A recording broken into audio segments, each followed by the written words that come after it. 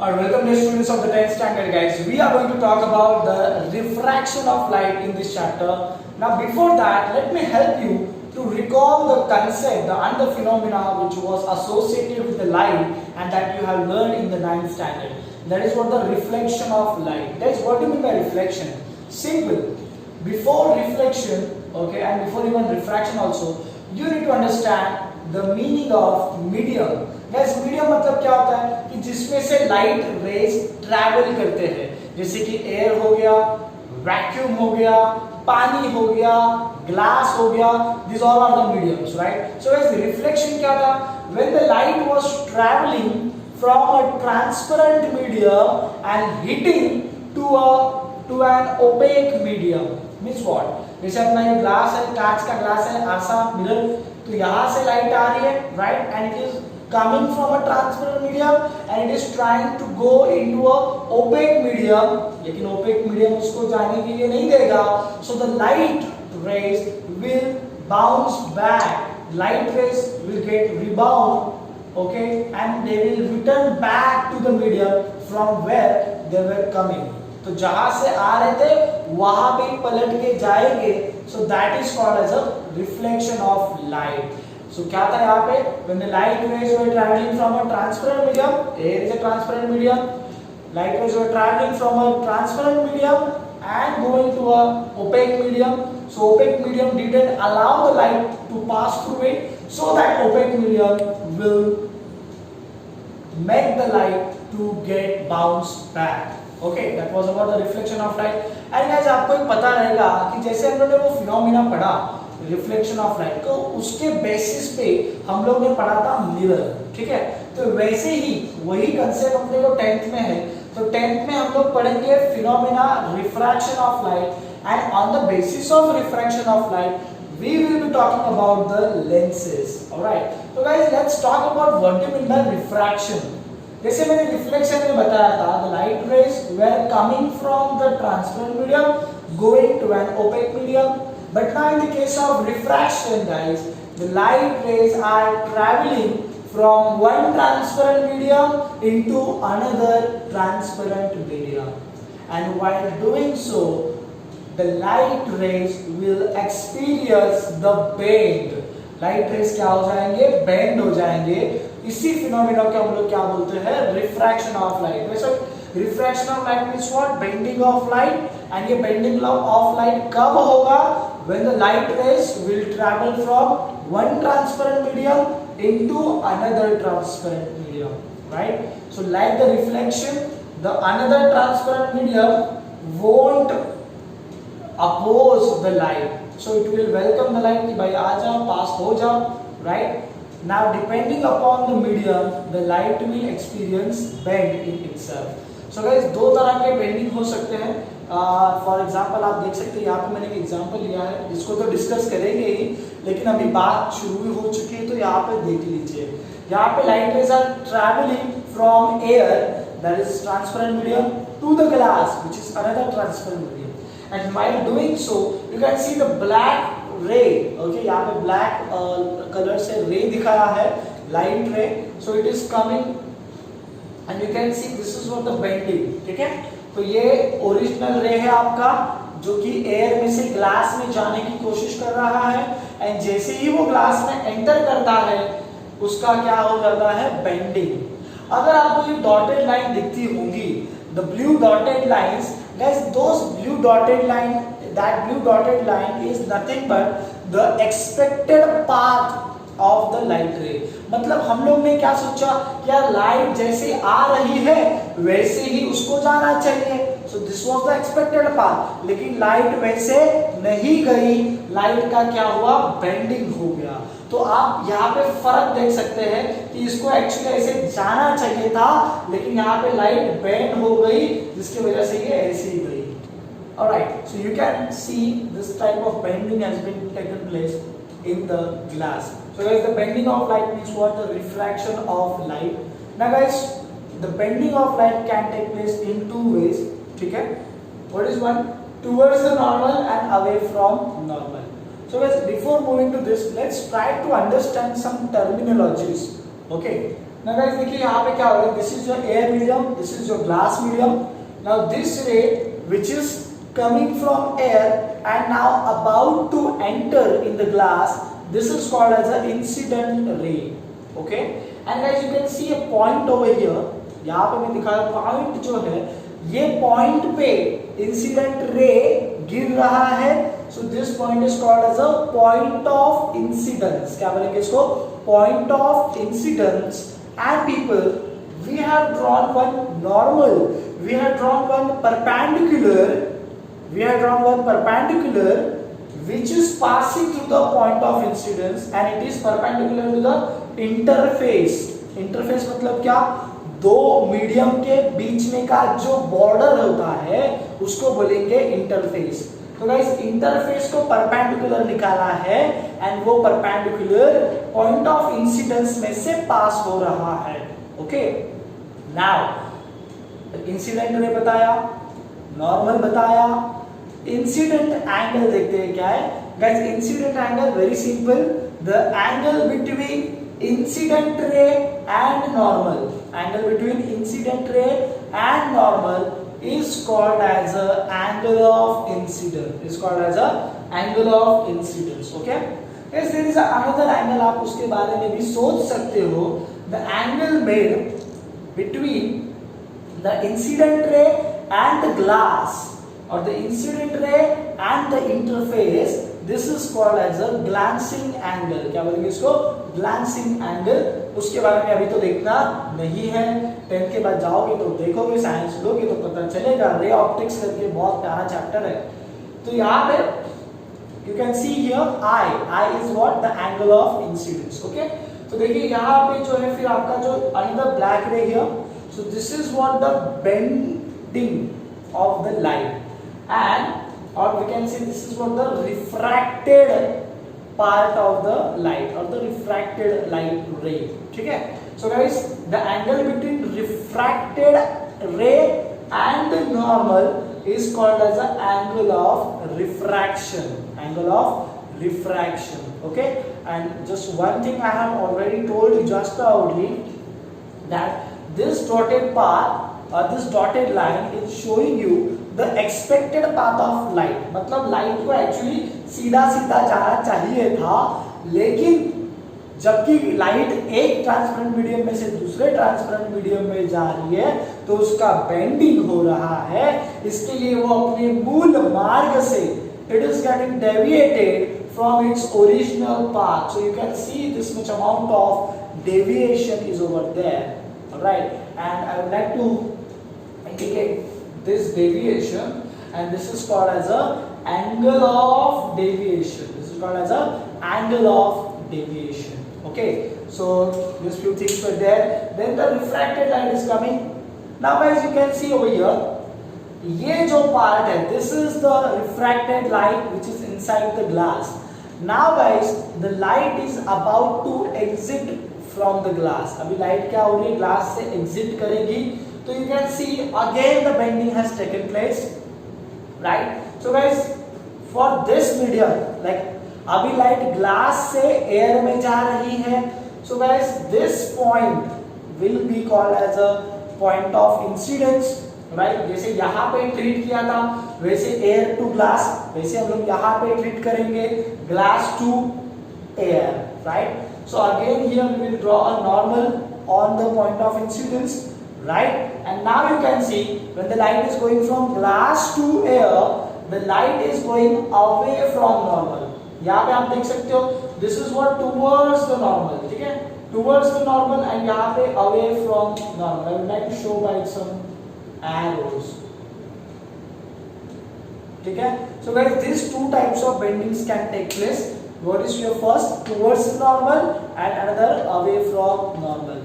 Towards the normal कब होगा? When the light ray will go from rarer medium to denser medium. That is from air to glass. The light ray will bend towards the normal. And away from normal कब होगा? When the light ray will go from denser medium to rarer medium. Means from glass to air, the light ray will refract like away from normal, ठीक है। सो I hope ये आपको चीज समझा रहेगा refraction of light का पूरा concept. Okay, what is a refraction of light? Bending of light, right? And these are the ways in which the bending of light can take place towards normal, away from normal. You have to remember these things.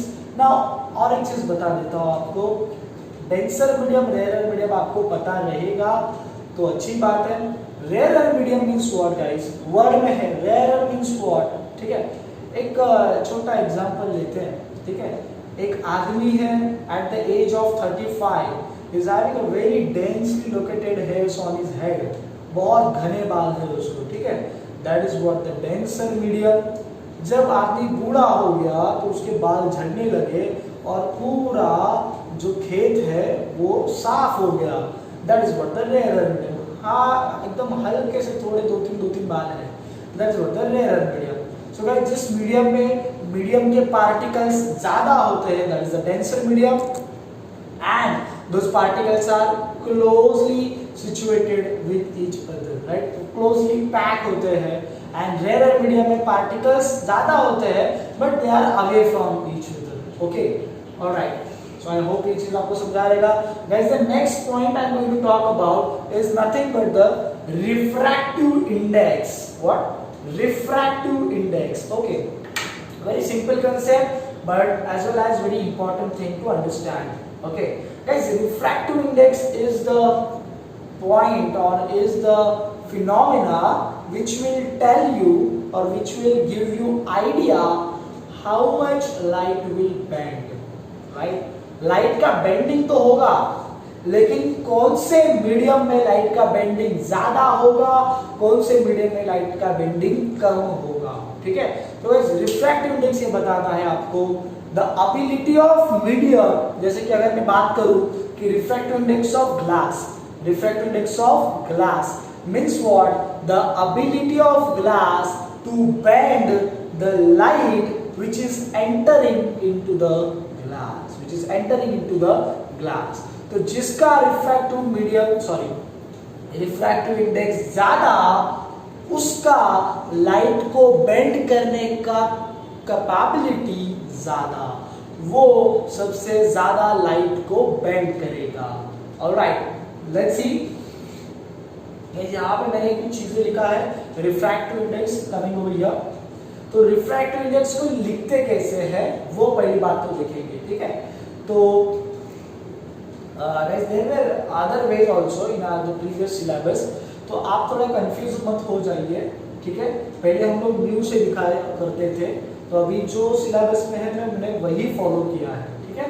तो यहाँ पे refractive index is denoted by mu, then या फिर simple आप इसको N भी बोल सकते हैं। एक म्यू आता है, एक न्यू आता है और एक ये अपना सिंपल एन हो गया, ठीक है।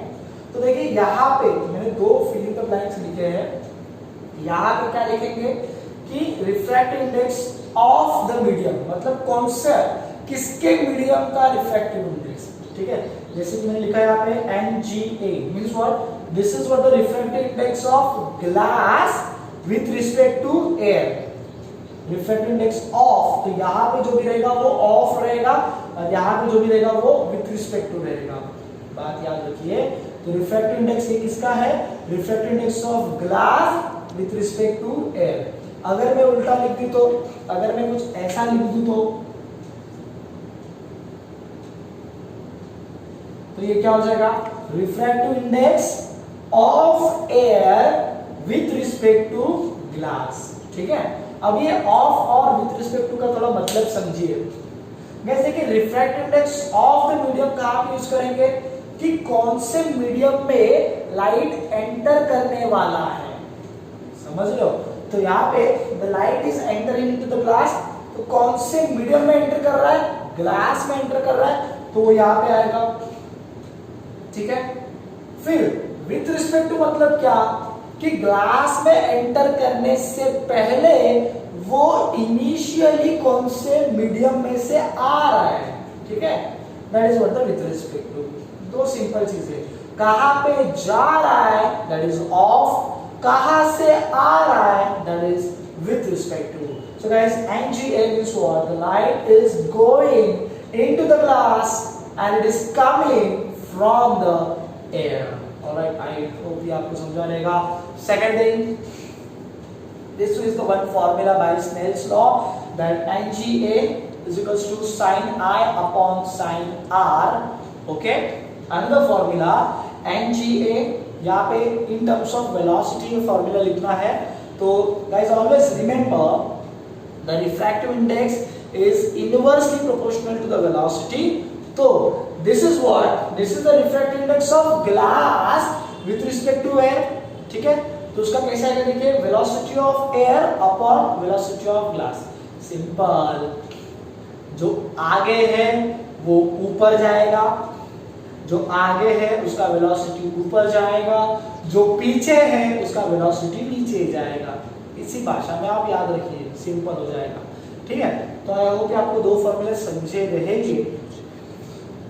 नाउ गाइस, जो मैंने बात किया अभी, तो ये बात किया कि रिफ्रैक्टिव इंडेक्स लिखते कैसे हैं और उसका मतलब क्या होता है. ठीक है, तो रिफ्रैक्टिव इंडेक्स जिसका लिखेंगे तो वहां पे वो लाइट किसमें से आ रहा है वो भी लिखना बहुत इंपॉर्टेंट होता है. इसके refractive index of the medium with respect to another medium. ठीक है, तो ये दोनों चीजें मेंशन करना जरूरी है.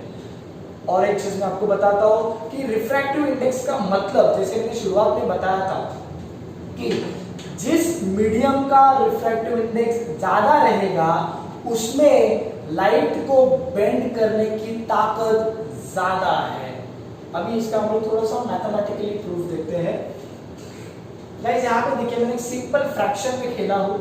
आपको पता नहीं ये फ्रैक्शन की जो चीजें होती है. ठीक है, क्या होता है कि यहाँ पे कोई आंसर है एंड यहाँ पे कोई फ्रैक्शन है, न्यूमरेटर एंड डिनोमिनेटर. ठीक है, तो अगर यहाँ का आंसर ज्यादा है मतलब क्या, तुम लोग का न्यूमरेटर ज्यादा रहेगा एंड डिनोमिनेटर कम रहेगा. ठीक है, ये बचपन में देखा रहेगा तुम लोगों ने. मैं बताता हूँ वापिस से. यहाँ पे देखो, अगर मैं 9/2 कैलकुलेट करूं तो मुझे आंसर आएगा 4.5. ठीक है, ठीक है. Yes, you can see how simply over here. अगर मैंने 9/2 लिखा means what? My numerator is high than denominator, then my value is great, right? Value मेरा ज्यादा है. ठीक है, बेटर है. अगर मैंने उसको उल्टा किया means what? If the numerator is low and denominator is high, so the value will be less. ठीक है, तो ये सिंपल एक फ्रैक्शन का चीज होता है, वो मैंने अप्लाई किया है यहाँ पे. ठीक है, तो मान लो कि refractive index of glass with respect to air ये आपका आंसर है एंड ये आपके न्यूमरेटर एंड डिनोमिनेटर है, sin i upon sin r. ठीक है, तो अगर रिफ्रैक्टिव इंडेक्स ऑफ ग्लास ज्यादा है इसका मतलब क्या होगा, sin i ज्यादा होना चाहिए, sin r कम होना चाहिए. ठीक है, अभी उसको देखते हैं करके. देखिए यहाँ पे sin i जो है वो आपका कंपैरेटिवली बड़ा है compare to the sin r. So i means what, वो एंगल रहेगा ना. ठीक है, 0 to 90 डिग्री के बीच में का कोई भी एंगल रहेगा. ठीक है, 90 डिग्री के बाद वो पीरियोडिक हो जाता है, वो आपको अगले स्टैंडर्ड में आएगा. ठीक है, तो 0 to 90 डिग्री के बीच में साइन का एंगल बढ़ेगा तो साइन का वैल्यू भी बढ़ेगा. मतलब i 30 से 45 होगा तो जो sin 30 एंड sin 45. ठीक है, तो वैल्यू वो बढ़ते जाएगा. ठीक है, तो वैसे यहाँ पे देखिए एंगल बड़ा है, यहाँ पे एंगल कम है. Means what, sin i is greater, sin r is smaller. ठीक है, तो this is what actually the meaning of this thing कि refractive index of glass with respect to air is high, means sin i should be high, sin r should be low. अब मैंने दोनों को plot किया, sin i is high, r is low. Again you can see this dotted line, this is what the expected path. तो guys देखिए यहाँ पे bending, देखिए जो बेंडिंग है वो बेंडिंग यहाँ पे ज्यादा हुआ है. ठीक है, तो बेंडिंग ज्यादा हुआ है मतलब क्या कि इस मीडियम का रिफ्रैक्टिव इंडेक्स ज्यादा होने के कारण इसने रिफ्रैक्टेड रे को ज्यादा नॉर्मल की तरफ खींचा है, ज्यादा उस रिफ्रैक्टेड रे को बेंड कराया है. ठीक है, ये उसका मतलब होता है. देन यहाँ पे और एक चीज देखिए ना, अगर रिफ्रैक्टिव इंडेक्स हाई है इसका मतलब क्या रहेगा कि यार VA will be high and VG will be low. तो obviously VA, the velocity of light in air high होगा and velocity in glass. Since the light is entering into the denser medium, the velocity of light will goes on decreasing.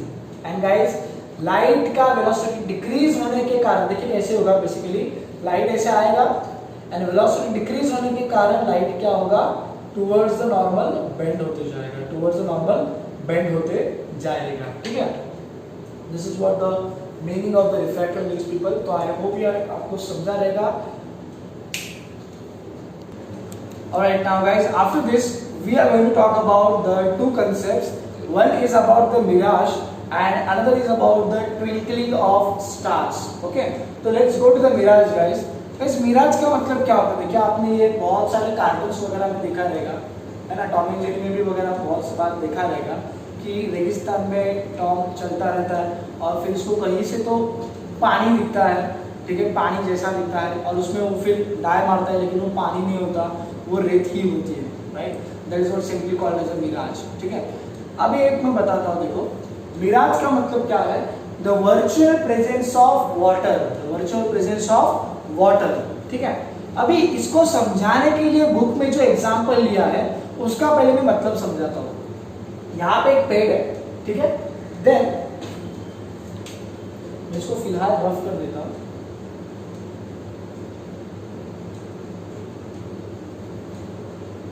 इसको बाद में देखेंगे, ठीक है। तो यहाँ पे एक पेड़ है, ठीक है, एंड इसी पेड़ का रिफ्लेक्शन जो है वो कहीं पे तो आसपास इस जगह पे मिल रहा है, इसी पेड़ का रिफ्लेक्शन इसी आसपास जगह पे मिल रहा है, ठीक है। तो हम लोग को ये लगता है अरे यार पेड़ का रिफ्लेक्शन जमीन पे तो नहीं मिल सकता, तो कहाँ पे मिल सकता है, पानी में मिल सकता है, बराबर। तो यदि पेड़ का रिफ्लेक्शन मिल रहा है मतलब इस जगह पे क्या होना चाहिए, पानी होना चाहिए। इसी फिनोमेना को हम लोग बोलते हैं मिराज। क्या बोलते हैं इसको, मिराज, ठीक है। अब ये कैसा होता है देखते हैं हम लोग। Now this tree is over here, this tree is over here, now the light raise, देखिए ऑब्वियसली ऑब्जेक्ट हम लोग को कैसे दिखता है, जब ऑब्जेक्ट के ऊपर लाइट गिरती है और ऑब्जेक्ट से लाइट आके हम लोग के आंखों में जाती है, ठीक है। So to see an object it is necessary to receive the light coming from object, ठीक है। So here the light rays are coming from the tree, okay।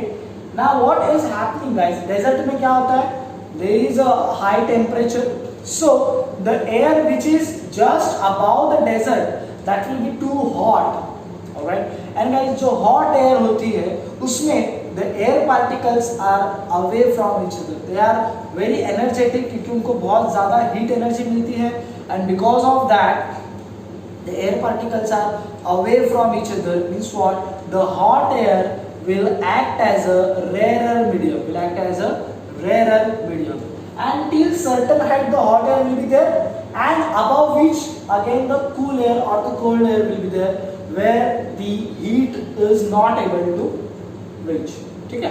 तो ऊपर एक लेवल के ऊपर एक कोल्ड एयर है, ठंडी हवा है, तो ठंडी हवा मतलब क्या, वहां पे again the air particles are close to each other, so that cold air, the belt of cold air will be act as a denser medium, ठीक है। तो रेयर मीडियम, डेंसर मीडियम आपको समझा।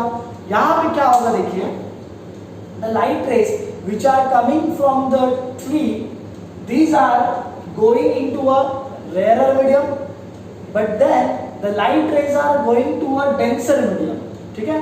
तो गाइस देखो कैसे हो रहा है, rarer medium to denser medium में light rays are traveling, rarer to denser, and आपको पता है when the light rays go from rarer to denser it will go towards the normal, it will go towards the normal, ठीक है।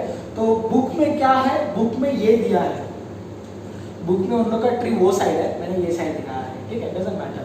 Book में ये दिखाया है कि इस तरह से तुम लोग का लाइट बेंड होगा, लेकिन एक्चुअली कैसे होगा तो मैं थोड़ा सा वो टेक्निकली आपको जूम करके समझ लो वैसे दिखाया है, ठीक है। So guys these are the light rays which are coming from the tree, this is the interface between the hot air and the cold air, okay. This is what your point of incidence, दो rays मैंने निकाले हैं आपको समझने के लिए, okay. Now guys यहाँ पे देखिए, this is the angle of incidence, यहाँ पे point of incidence है, normal निकाला, right? After refraction the light rays will go, can you see this arrow over here? The light rays are going towards the normal. So you can see this type of bending is taking place, right? Towards the normal. तो book में जो दिखाया है, ठीक है, ये चीज, ठीक है, which is very similar to this. लेकिन ये मैंने थोड़ा सा सीधा सीधा लाइन में आपको दिखाया ताकि ये समझे, समझ लो। तो उसको एक ओवरऑल उसका विजुअलाइजेशन हम लोग इस तरह से ले सकते हैं, ठीक है। तो बुक में ये दिखाया है लेकिन ये नहीं दिखाया है, ठीक है। ऑलराइट, तो इस तरह से उसका क्या होगा, बेंडिंग होगा, ठीक है। Then what we will do to perceive or to see the object, क्या करते हैं हम लोग, इस लाइट रेज को हम लोग क्या करेंगे, पीछे एक्सटेंड करेंगे, ठीक है। So this light rays will be extended and जहां पे लाइट रेज इंटरसेक्ट करेंगे वहां पे इस ऑब्जेक्ट का इमेज फॉर्म होगा, इस ऑब्जेक्ट का इमेज फॉर्म होगा, ठीक है। This is called as a virtual image obviously. And जबकि यहाँ पे इसका इमेज फॉर्म हो रहा है तो हम लोग को लगेगा कि अरे ये झाड़ का रिफ्लेक्शन मिल रहा है, और रिफ्लेक्शन कहाँ पे मिलता है, पानी में मिलता है। तो अपने को लगेगा कि रिफ्लेक्शन मिल रहा है, मतलब यहाँ पे जरूर पानी होना चाहिए, लेकिन वहाँ पे पानी नहीं होता। So guys, that was the concept of the mirage. After that, let's talk about the twinkling of stars. Correct me if I do any spelling mistake. Twinkling of stars, okay. Next, twinkling मतलब क्या होता है, simple, जो तारे चमकते हैं। अच्छा, चमकते मतलब क्या होता है, वो चमकते नहीं है, ठीक है, वो क्या होते हैं सिंपली पता है, एक जगह पे अपीयर होते हैं, बराबर, फिर वहां से डिसअपीयर होते हैं, दूसरी जगह पे अपीयर होते हैं, समझ रहे हो बात मेरी, फिर वहां से डिसअपीयर होते हैं, तीसरी जगह पे अपीयर होते हैं। तो अपने को देखने, और ऐसे तो बहुत सारे तारे हैं, एक तारा तो नहीं है, तो ऐसा बहुत सारे तारों के साथ होता है। तो अपने को लगता है कि यार एक ही तारा चालू बंद, चालू बंद, चालू बंद, ऐसा हो रहा है, but it's not like that. What happens in actual, what happens in reality, कि एक तारा जो उसका एक्चुअल पोजीशन है वहां से हटके दूसरे पोजीशन पे दिखता है, जाता नहीं है, वो तारा कहीं पे जाता नहीं है, लेकिन दिखने में ऐसे अपने को दिखता है कि यार एक जगह पे वो अपीयर हो गया, फिर वहां से डिसअपीयर होके दूसरी जगह पे अपीयर हो गया, फिर वहां से डिसअपीयर होके तीसरी जगह पे अपीयर हो गया, right. So this thing we call as, और this thing we referred as twinkling of stars, okay. So let's see the reason behind it very shortly. Well, this is your earth, okay, and as this is, can you see the black star over here? This black star or the black colored star is the actual position of star, ठीक है, वहां पे star actually मौजूद है, ठीक है। Now what is happening, this entire part is a vacuum. So guys, vacuum means what, that will act as a rarer medium. And can you see the dotted line over here? तो dotted line के अंदर जो है that is what the denser medium, ठीक है। ऐसे देखिए, मैंने अभी ये एक जोड़ी दिखाया है, वैक्यूम रेयर एंड ये डेंसर। ऐसे स्टार से लेके अर्थ तक there can be various, there can be number of belts are possible of the rarer and denser medium। तो rarer denser ऐसे possible है। तो समझने के लिए खाली मैंने दो बेल्ट का इस्तेमाल किया है, तो यहाँ से यहाँ पे रेयर, यहाँ से यहाँ पे डेंसर, ठीक है। तो guys, the light will come from rare to denser, you can see this light is coming, यहाँ पे पॉइंट ऑफ इंसिडेंस नॉर्मल निकाल दिया, and when the light is travelling from rare to denser it will go towards the normal, so light will go towards the normal, right. And what we will do, जो light अपने पास आ रहा है उसी को हम लोग क्या करते हैं, पीछे ट्रेस करते हैं। तो भाई जहां से लाइट आएगा हम लोग को लगेगा कि यार तारा भी वहीं पे है, समझ लो।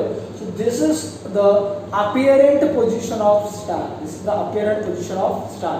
तारा असल में है तो यहाँ पे, बट बिकॉज ऑफ रिफ्रैक्शन और because of bending of light what we will do, ये लाइट तो अपने तक आएगा ही नहीं, ठीक है। तो ये लाइट जो अपने पास आ रहा है उसी को हम लोग बैकवर्ड ट्रेस करेंगे and we will reach till the apparent position of star. तो गाइस, अपने को लगेगा कि तारा यहाँ से यहाँ पे है, ठीक है। तो अभी अपने को लग रहा है कि तारा अभी यहाँ पे है, ठीक है। आगे देखिए क्या होता है, आगे ये होता है कि देखिए तारा, स्टार एंड अर्थ, इनके बीच में जो एटमॉस्फेयर है, जो वैक्यूम है, वहां पे भी अलग अलग स्टॉर्म्स आते रहते हैं। तो बिकॉज ऑफ स्टॉर्म वहां पे डेंसिटी कम या ज्यादा हो सकता है, ठीक है। तो मैंने यहाँ पे क्या किया है देखिए, सपोज कि वैक्यूम में कुछ बहुत बड़ा स्टॉर्म आ गया, सो जो अपना अर्थ का एटमॉस्फेयर है, ठीक है, वो रेयर मीडियम हो जाएगा compare to the vacuum. Why? Because vacuum में right now there is a storm. तो ये जो चीज है ना, ये रिलेटिव चीज है कि उसके कंपैरिजन में ये क्या है, ठीक है। तो गाइस उस वैक्यूम पहले कैसे था, वैक्यूम के कंपैरिजन में the atmosphere of air was denser and the vacuum was rare. But अभी वहां पे स्टॉर्म आया है, बहुत सारे पत्थर, बहुत सारे एस्टेरॉइड है वहां पे, तो with respect to vacuum the atmosphere is acting like a rarer medium and the vacuum will become a denser medium. So now again you can see this is the actual position of the star, and you know guys the stars are the self luminous object, तो उनसे light निकलेगा, जैसे सन है अपना is a self luminous object, ठीक है। तो यहाँ से देखिए अभी this is the ray coming, now the light is going from denser medium to rarer medium। तो डेंसर टू रेयर क्या होता है, light will go away from normal. तो यहाँ पे देखिए it is going away from normal, तो what we will do ना, ये चीज में थोड़ा सा यहाँ पे दिखाना चाहिए था, तो आपको थोड़ा समझ में आता, दिखाने की कोशिश करता हूँ। थोड़ा सा मैं अर्थ को बड़ा कर देता हूँ, ऑलराइट। सो यहाँ पे थोड़ा सा मैंने एक्सटेंड कर दिया वो, ठीक है। So now the light rays are travelling from denser to rare, so they will go away from normal, ठीक है। तो ये लाइट रे अपने पास आएगा, हम लोग यहाँ पे सपोज कहाँ पे हैं, तो हम लोग क्या करेंगे, जो लाइट है हम लोग के पास आ रहा है उसी को हम लोग बैकवर्ड ट्रेस करते हैं। तो इसी को बैकवर्ड ट्रेस किया तो गाइस देखिए अभी कहाँ पे मिला, this is the second appearance position of the star. तो तारा पहले यहाँ से यहाँ पे गया, राइट में गया, फिर तारा यहाँ से यहाँ पे गया, लेफ्ट में गया।